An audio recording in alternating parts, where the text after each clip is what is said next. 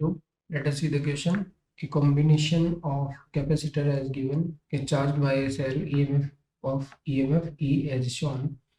ये भाई ये अपना सिस्टम है जो इस सेल से क्या हो रहा है, चार्ज कर रहे हैं कैपेसिटर्स को. If it is given that VAB is 4 volt, VAB is 4 volt, then the answer the questions potential difference between D to A will be. Okay, let us see. Let us see. इस circuit को थोड़ा सा अपन simplify करते हैं. आइए,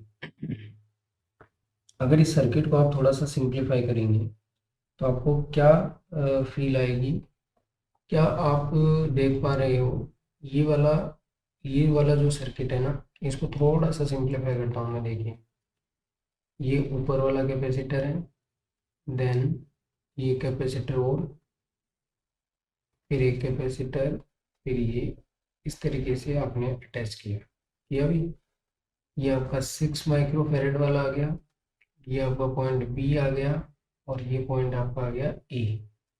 ठीक है, अब ये वाला पोर्शन जो है, क्या मैं इसको इस तरीके से ऐड कर सकता हूँ. ये कैपेसिटर, ये दूसरा कैपेसिटर और ये. अगर इस वाले कैपेसिटर को आप ऐड करते हैं इस तरीके से, तो आपके पास सर्किट कुछ इस तरीके से बन के आएगा. और ये आपका सेल EMF ई वाला, और ये एक कैपेसिटर आपने और यूज कर रखा है इस तरीके से, 5 माइक्रोफेरेड का है. और ये आ गया C, और ये आ गया आपका E पॉइंट, ये आ गया आपका D पॉइंट, ये आ गया, ये आ गया.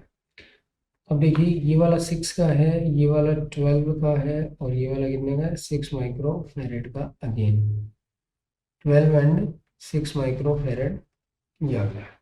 अब अगर आप ध्यान से देखें तो अगर इन पोर्शंस बना दें अपन, इनके अपन क्या बना दें, अगर मैं इसके पोर्शन बना दूं, जैसे मैं ऐसे बोल दूं कि ये जो ऊपर वाला पोर्शन है इसको मैं फर्स्ट बोलूं, और इस नीचे वाले को मैं क्या बोलूं, सेकंड बोलूं, है ना.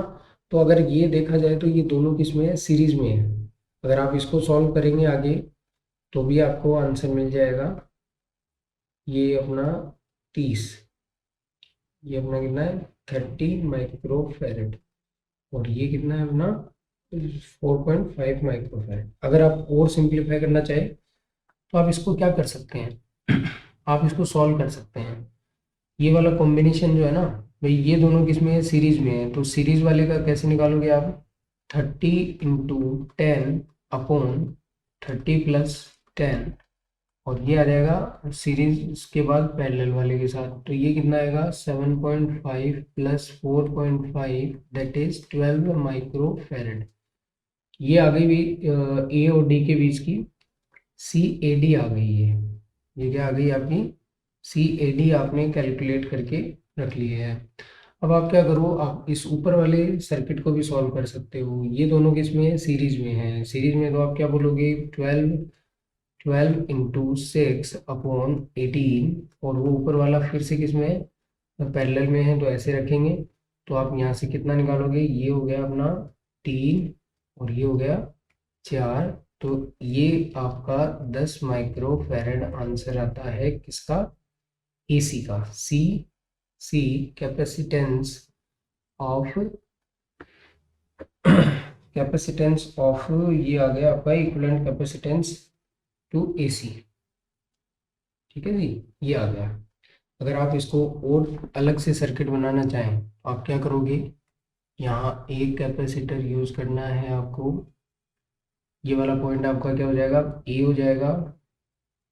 ये वाला बीच वाला पॉइंट क्या होगा, ये बीच वाला पॉइंट जो है ये आपका B हो गया, है ना जी. ये B हो गया. और ये B से कनेक्ट हो गया कौन तुम्हारा,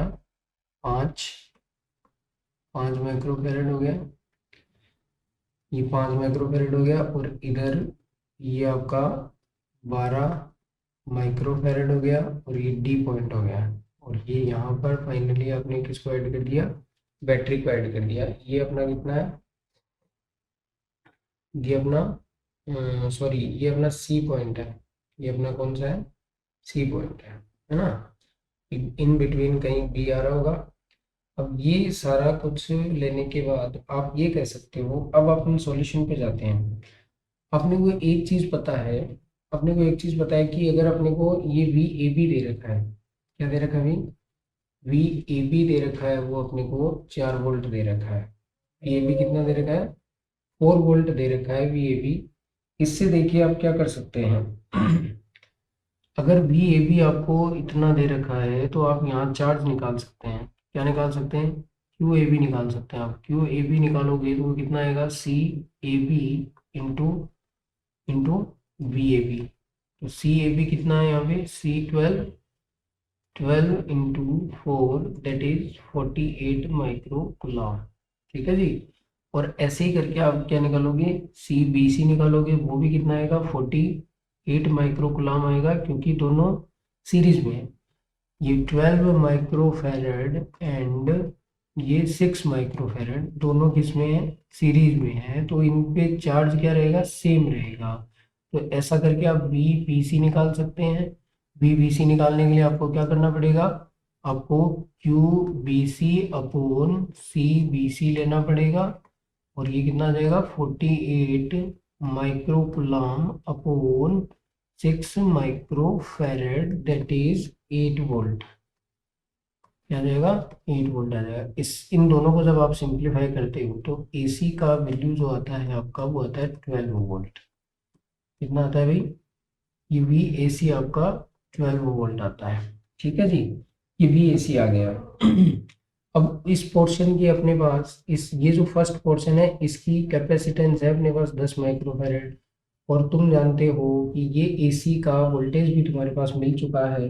तो आप क्या कह सकते हो, चार्ज ऑन पोर्शन फर्स्ट निकाल सकते हो। आप क्या निकाल सकते हो, charge on charge on charge on this capacitor और ये दिस वॉल पोर्शन फर्स्ट। इस पे चार्ज कितना आएगा, चार्ज ऑन पोर्शन फर्स्ट और 10 microfarad is Q A C बराबर, क्यू ए सी बराबर 10 into 12 is equals to 120 micro coulomb.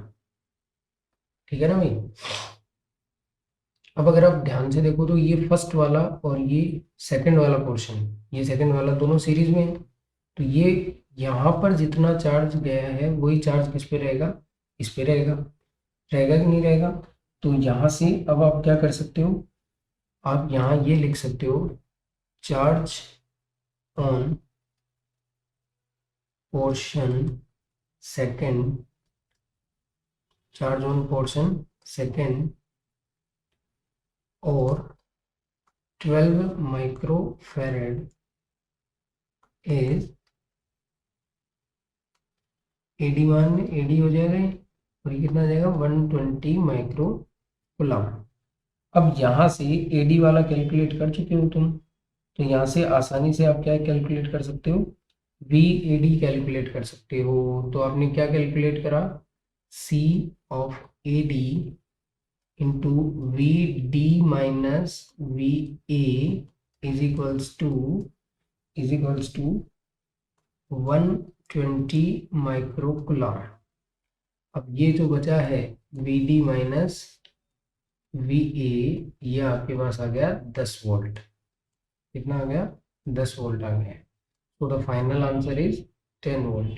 So the final answer is 10 volt for this question in option C. So the C option is correct answer. Option C is correct answer. Thank you. Best of luck.